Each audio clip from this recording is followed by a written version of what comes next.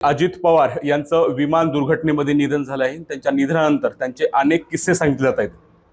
परंतु एक किस्सा आम्ही तुम्हाला सांगणार आहोत, ते म्हणजे अजित पवारांनी एका सामान्य शेतकऱ्याच्या मुलाला आमदार केलेला आहे.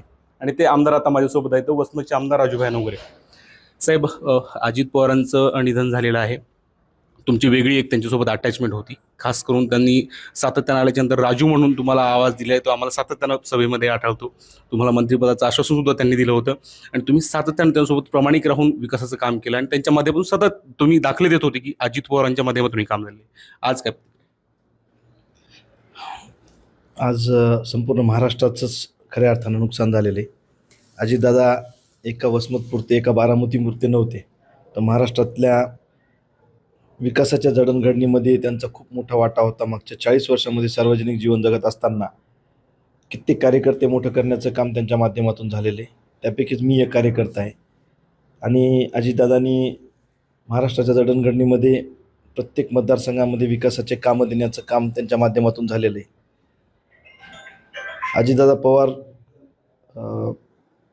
एक असं रसायन होतं की सकाळी 5-6 वाजल्यापासून त्यांचा दिनक्रम सुरू व्हायचा. 10-11 वाजेपर्यंत समाजातील उपेक्षित घटकांना न्याय देण्याचं काम त्यांच्या माध्यमातून व्हायचं.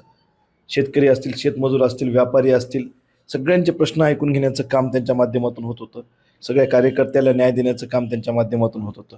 आज आपण बघितलं असन की साखर कारखानदारी असन, शेतकरी असतील, व्यापारी असतील, विद्यार्थी असतील, त्यांचे जे काही प्रश्न आहेत त्या सगळ्या प्रश्नांना न्याय देण्याचं काम त्यांच्या माध्यमातून होत होतं. एक महाराष्ट्रातील असा नेता होता की तुम्ही त्यांची जर भाषणं ऐकली तर विकासाशिवाय त्यांच्या भाषणामध्ये कोणालाही कधी टीका टिप्पणी नाही. जर कोणी टीका टिप्पणी केली असेल तर त्यांना फक्त उत्तर देण्याचं काम त्यांच्या माध्यमातून होतं. एवढ्या भाषणामध्ये कधी जातीपातीचा उल्लेख त्यांच्या माध्यमातून झालेला नाही. एक सगळ्या समाजाला घेऊन चालणारं नेतृत्व होतं आणि ते नेतृत्व आज आपल्यात राहिलेलं नाही.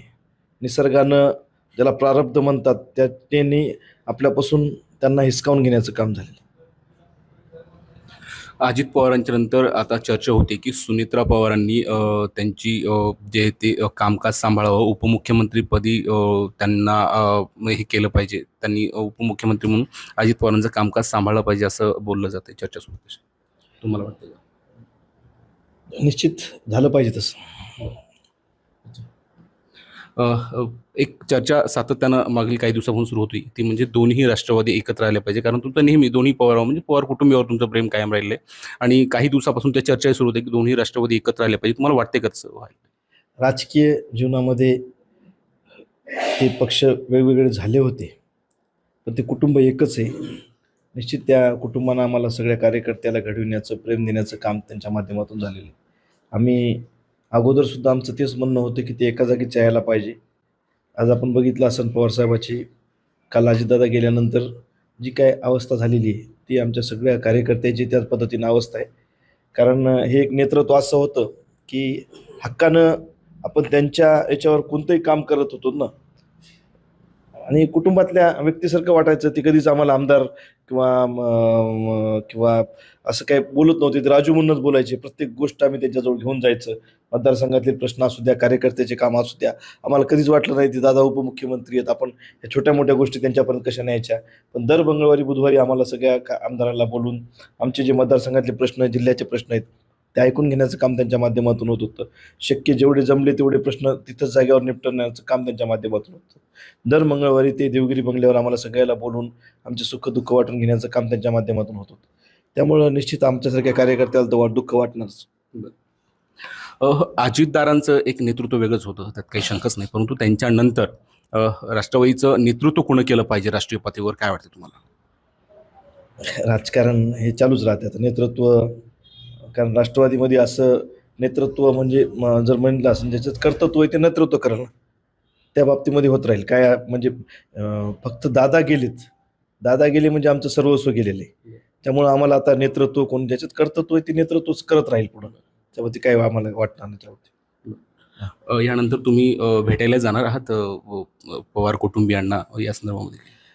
100% जाणार. आम्हाला तर दादांनी 6 तारखेचा वेळ दिला होता. आता जिल्हा परिषदच्या निवडणुका तिकडे चालू होत्या. ते म्हणले इथं जी नगरपालिका तुमची निवडून आलेली राजू, त्याचे अध्यक्ष सगळे नगरसेवकाच्या बाबतीमध्ये मी वेळ मागितला होता.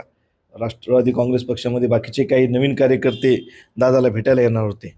त्यांची सगळ्यांची भेट करून द्यायची होती, पण 5 तारखेचं मतदान झाल्यावर ह्या सगळ्या गोष्टी ठरणार होत्या.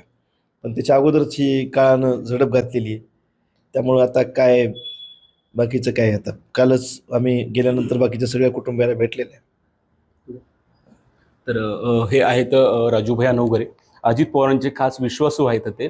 आणि त्यांनी सांगितलं की सुनेत्रा पवारांनी अजित पवारांची धुरा सांभाळली पाहिजे आणि उपमुख्यमंत्रीपदी त्यांना विराजमान केलं पाहिजे अशी प्रतिक्रिया त्यांनी दिलेली आहे. आणि दोन्ही राष्ट्रवादी एकत्र व्हायला पाहिजे यासाठी आम्ही पूर्वीपासून आग्रही होतो अशी सुद्धा प्रतिक्रिया त्यांनी दिलेली आहे. माधव दिपके, एबीपी माझा, वसमत, हिंगोली. एबीपी माझा, उघडा डोळे बघा नीट.